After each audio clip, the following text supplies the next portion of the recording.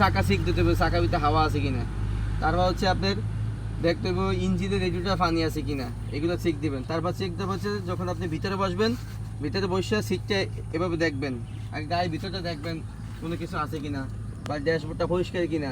তারপর হচ্ছে আপনি ড্রাইভিং সিটে বসবেন। বসার পরে হচ্ছে এখানে এই বামে লক আছে, বা এখনকার যে গাড়িগুলো বেশিরভাগই এখানে লক থাকে, ডাইন সাইডে লক থাকে। লকগুলো লক আনলক করা যায়, তখন এই সিটটা আপডাউন করবেন। এভাবে আপডাউন করার পরে আপনি স্মুথভাবে বসবেন। বসার পরে হচ্ছে আপনি চাবি ঢুকাবেন, এখানে চাবি ঢুকাবেন।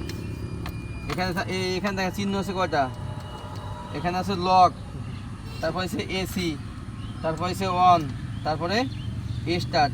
কয় ধাপ আছে? 4 ধাপ। আমরা একটু মানিনি 4 ধাপ, আমরা কি থেকে চাবি ঢুকে আমরা ডাইরেক্ট স্টার্ট দিয়ে দেয়। সবসময় গাড়ি স্টার্ট হইব হচ্ছে আস্তে আস্তে ধাপে ধাপে। 1 ধাপ, 2 ধাপ, 3 ধাপ হয়ে গিয়ে গাড়ি স্টার্ট হয়েছে নি।